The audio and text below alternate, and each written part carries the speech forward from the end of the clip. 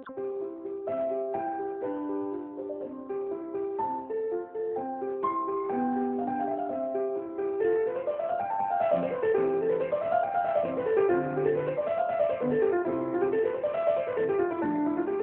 préparateur mental, c'est un titre c'est la petite appellation qu'on a nous ici en interne, c'est-à-dire des gens qui s'occupent de ce qu'il est convenu d'appeler la dimension mentale ou du suivi psychologique. En fait, on a des formations et des titres qui sont un peu différents. Le titre de préparateur mental est un titre qui attend que les sportifs ne réussissent pas comme ils devraient réussir, et que les investigations montrent que sur le plan physique, le sportif est bien entraîné, il n'y a pas de problème particulier médical, et à l'entraînement, il a un niveau de performance que l'on ne retrouve pas en compétition. Donc, quand ça se reproduit comme ça, en général, les sportifs et ou les entraîneurs font une démarche pour essayer de voir ce que l'on peut faire.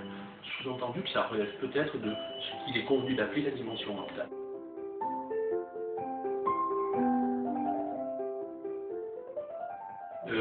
C'est un métier qui existe depuis peu en France, depuis les années 50 à peu près aux États-Unis, et les premiers intervenants qui ont accompagné des équipes nationales, c'est aux États-Unis pour les Jeux de 60, je crois, où on a vu les premiers psychologues intervenir et accompagner les équipes américaines.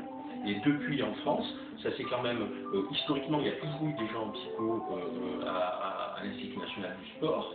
Et depuis les années 80, on avait des laboratoires dans les années 70-80, avec des chercheurs qui étaient vraiment au balbutiement de cette approche-là.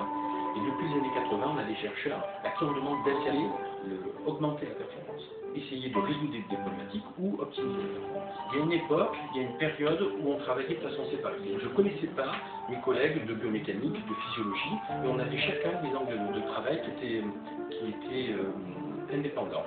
Aujourd'hui, on a compris que c'est en travaillant ensemble qu'on arrive à quelque chose.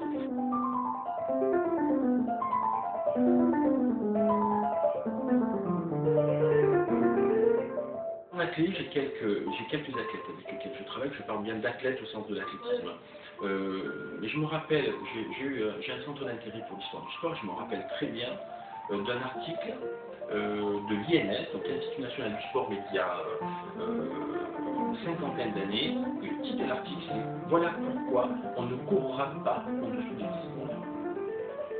C'est le titre de l'article, qui a été battu largement depuis. Donc, est-ce que en travaillant sur les aspects mentaux, on peut amener du progrès sur la performance? Oui, certainement. Oui, certainement. On n'a pas encore exploité, je pense, certaines fibres qui permettraient à des individus plutôt d'avoir des entraînements qui soient vraiment adaptés à leur fonctionnement motivationnel, à leurs émotions, etc. Donc je crois que oui, on a beaucoup progressé depuis une dizaine d'années, beaucoup progressé. Et on a des modèles nouveaux en recherche qui sont apparus. Et je pense qu'on a des outils aujourd'hui pour faire en sorte que les athlètes puissent utiliser pleinement leur potentiel.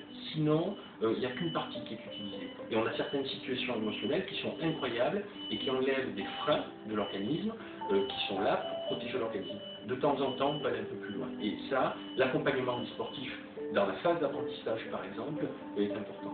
Je crois que nous avons des outils qui nous permettraient de connaître la chimie du cerveau, par exemple. Donc on a des avancées importantes là-dessus. C'est pas encore utilisé en termes réels, et qui nous permettent aussi d'identifier, qui nous permettraient d'identifier ce qui se passe au niveau de maintenant. Et on se trompe pas. L'activité sportive de haut niveau se pratique tout le temps dans des conditions émotionnelles fortes.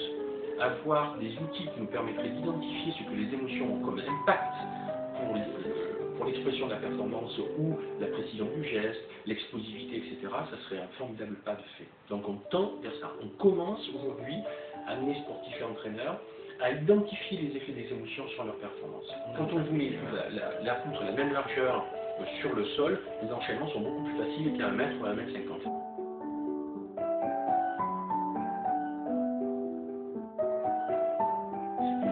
L'objet de travail des psychologues que je ne suis pas à l'Institut national du sport, c'est en principe l'équilibre de l'individu, l'équilibre psychique de l'individu. Et croyez-moi, c'est une profession qui a beaucoup de sens ici, qui est extrêmement utile. Les sportifs de haut niveau qui sont en quête d'une démarche d'excellence ne sont pas tous dans une situation de réussite, et sur le podium, il n'y a qu'une place au premier, donc il y a plus qui perdent que ce qui gagnent. Et pour certains, ça leur pose aucun problème, pour d'autres, ça leur pose des problèmes très très sérieux. Il y a l'éloignement familial, hein, on a des sportifs ici qui ont votre âge et qui depuis 2 ans, le bâtiment qui est ici, c'est le bâtiment des mineurs. Voilà, on a de 15 à 18 ans, 14 à 18 ans, je vais vous dire, on est dans des situations d'entraînement qui sont difficiles. Donc c'est fondamental d'avoir l'accompagnement par rapport à ça. Eux, ils travaillent vraiment sur l'équilibre psychique de l'individu pour que ce soit des individus, des sportifs épanouis, d'accord, avec des problématiques qui sont spécifiques au milieu sportif, le fait de perdre, de recommencer, d'accepter ou de ne pas accepter la douleur, de subir des entraîneurs qui sont parfois pesants dans le milieu sportif, d'accepter des rythmes alimentaires qui sont pas évidents, hein, comme le chocolat quand ils veulent, ben non, il faut qu'ils fassent attention aussi, parce que sinon ils sortent de certains registres. Donc ces personnes-là sont fondamentales. Et d'un autre côté, on a des spécialistes comme moi qui sont des spécialistes de la performance avec un prisme mental. C'est-à-dire que nous, on va travailler sur ce qui se passe dans la tête du sportif quand il essaie d'aller plus loin dans la performance. Est-ce qu'il y a un lien entre les deux? Oui, il y a un lien entre les deux.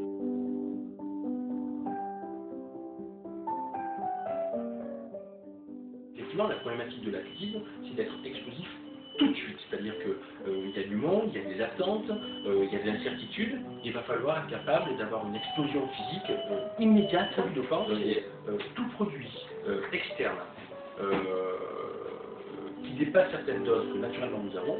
Je ne sais pas si je vous fais peur comme ça, vous allez avoir une sécrétion interne de produits chimiques qui sont destinés à améliorer votre fuite, et notamment ces produits-là naturels que vous sécrétez, que nous sécrétons, que les athlètes sécrètent au moment du départ sont nécessaires. Par exemple, l'athlétisme en même temps, si on les extrayait, si on les donnait en dose supérieure,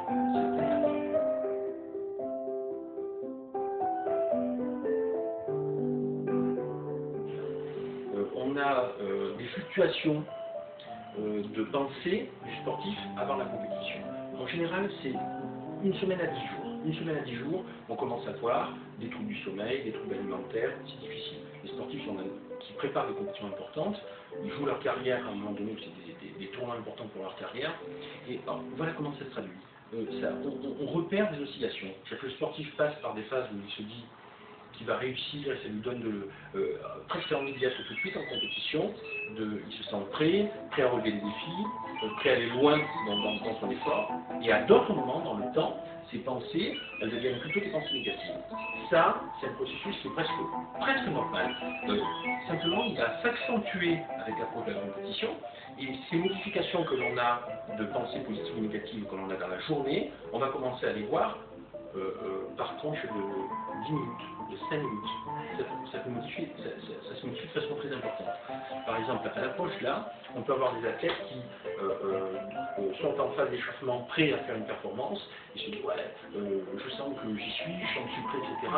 Et puis 5 minutes après, il y a la vue de l'adversaire, l'incertitude du résultat, fait qu'ils sont complètement paniqués, perdent.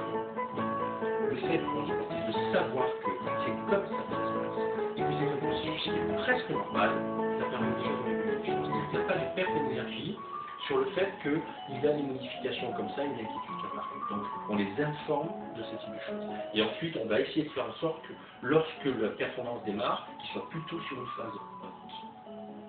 Donc on travaille sur des protocoles d'échauffement, où on va commencer à leur faire peut-être travailler soit de l'imagerie mentale, soit centrer leur pensée sur des points particuliers où ils ont du contrôle, plutôt que de subir la compétition, parce qu'ils ne la contrôlent pas et qu'ils ne savent pas faire. Ces relaxations, ces techniques de relaxation consistent à penser que quelqu'un qui est stressé, c'est quelqu'un qui est plutôt contracté sur le plan du corps. D'accord ? Quand on est stressé, on est plutôt figé, contracté. Et cette contraction-là, elle n'est pas forcément compatible avec des activités qui nécessitent de la fluidité et de la coordination. Donc, on pense qu'on peut faire l'inverse. C'est-à-dire qu'en amenant des gens à travailler sur le relâchement musculaire et de la relaxation, avoir un impact sur leur état de stress.